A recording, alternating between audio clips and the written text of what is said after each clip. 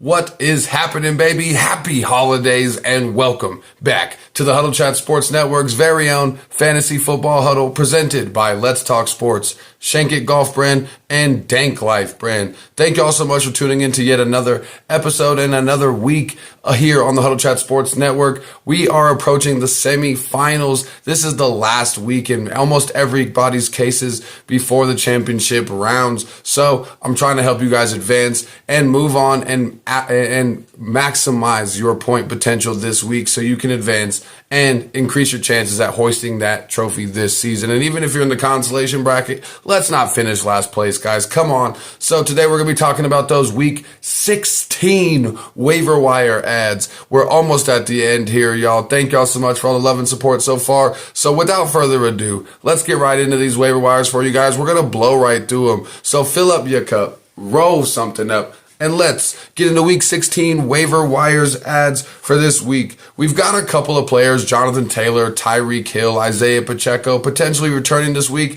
But we have some bad news for you fantasy owners. We had a ton of injuries this week. Keaton Mitchell is out for the season. Trevor Lawrence, Michael Pittman have concussions. Jamar Chase has a shoulder injury. He's going to be out at least 1 week. Jaden Reed's got a toe injury. Hollywood Brown's got a heel injury. We're waiting to hear what's going to happen with Josh Jacobs, Chris Olave, Keenan Allen, and Nico Collins. There's a slew of questions, a slew of injuries, which means there's a ton of potential on the waiver wire this week. This week, since we're going into the playoffs, we're going to be looking at players that are rostered in 65% or more of leagues. We're going to blow through quite a few of them because a lot of them probably will not be available for you in your leagues this week. So getting in everything, of course, starting with the quarterback position. If these people are available, go out and get them. They should be the priority, but in most cases, they will be rostered already.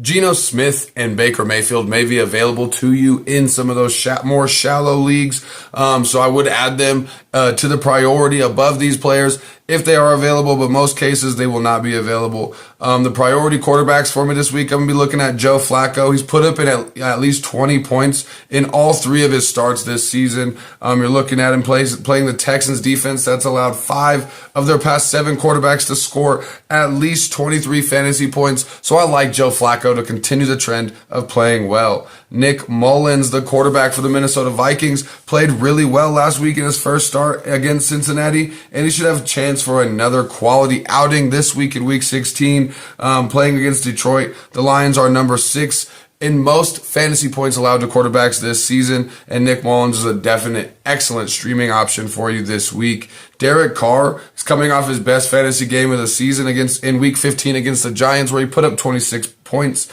And he did that without his main target, Chris Olave.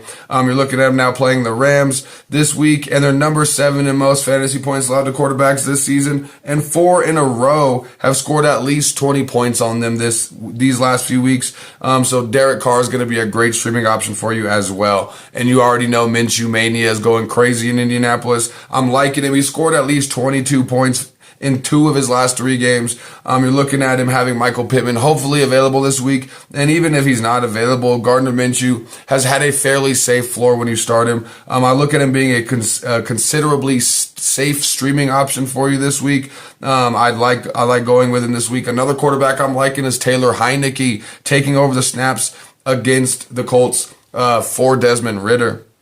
The Falcons are now moving on from the Desmond Ridder experience, and they're going with Heineke in week 16.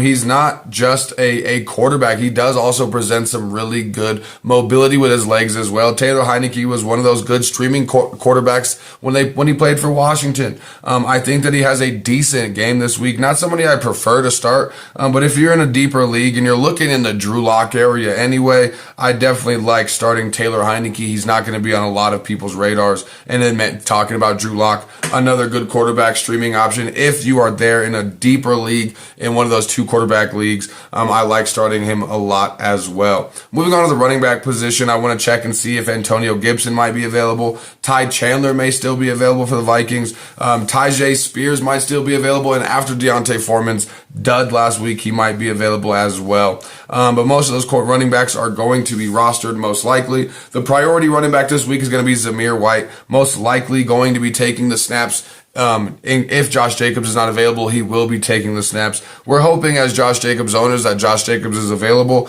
But then again, in what facet will we see Josh Jacobs this week? Zamir White has a great potential for a breakout game. They're playing the Kansas City Chiefs, and they're allowing running backs to run wild this season. So I really like Zamir White against the Kansas City Chiefs this season as a streaming option. I also like Jerick McKinnon for the Chiefs. You still don't know if Isaiah Pacheco is 100% going to be back this week or not. And same thing with Josh Jacobs. Even if he is back, in what facet are we going to see him in? And Jerick McKinnon already is the pass-catching running back in this offense. So I like Jerick McKinnon to continue his trend, as even if Isaiah Pacheco doesn't come out. Isaiah Pacheco playing may hurt his ceiling a little bit, but Jerick McKinnon is a good streaming option for you this week. Another one a lot of people aren't talking a ton about is Chase Brown from the Cincinnati Bengals. He's been kind of stealing a lot of carries from Joe Mixon. They've been kind of toning Joe Mixon down as we approach these playoffs, and they're wondering if they're going to make them or not.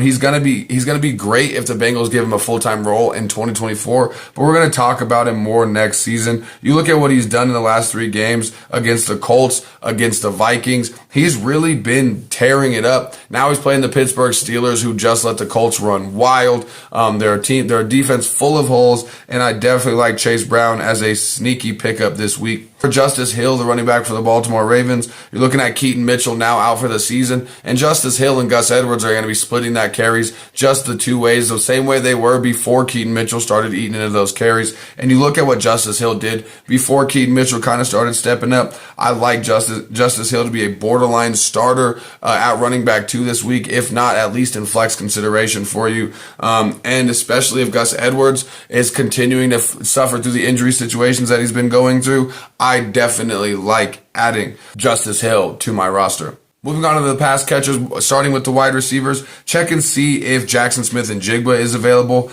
He's definitely somebody I would like to add if he is available in my rosters. However, Week 16's priority wide receiver is going to be Curtis Samuel. You're looking at Terry McLaurin going down last week with an injury. I believe he did come back. However, Terry McLaurin taking that injury is going to leave a lot of targets open, and Jahan Dotson is not the number 2 wide receiver we thought the Commanders had.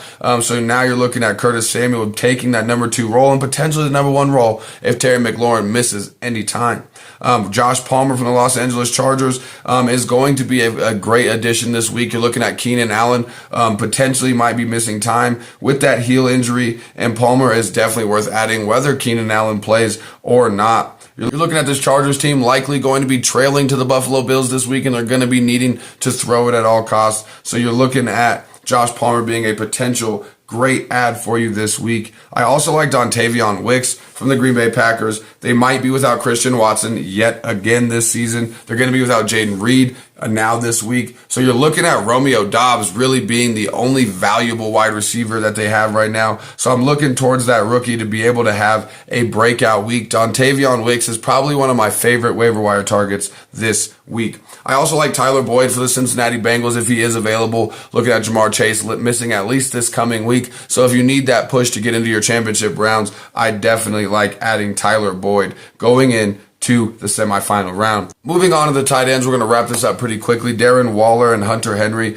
may be available for you to add this week. And if they aren't, Tucker Kraft is somebody I really like, the rookie for the Green Bay Packers, playing the Carolina Panthers. Same thing I just said about Dontavion Wicks. You're looking at them being devoid of talent at the wide receiver position this week.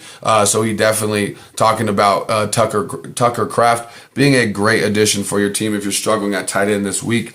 I also like Gerald Everett for the Los Angeles Chargers. You're looking at them struggling at wide receiver. As I've mentioned before, Gerald Everett could be definitely seeing an uptick in targets this week. Running through those defenses for you really quick. I'm liking the Broncos defense against the Patriots, the Bears defense against the Cardinals, the Packers defense against the Panthers, the Commanders defense against the Jets, the Rams defense against the Saints, the Colts defense against the Falcons, and Seattle Seahawks against the Tennessee Titans. That's going to do it for the Week 16 waiver wire ads. Make sure you guys check me out live from Mile High Stadium on Sunday for the Patriots-Broncos game. We're going to be doing some sort of pregame show live from the parking lot, and we're going to be doing all kind of videos. So check us out there, you guys, and check out the rest of the videos this week as we make that push to the championship round. Thank you all so much for your time today, and as always, keep your chin up and your attitude down. I'll see y'all next time. Peace out. Thank you.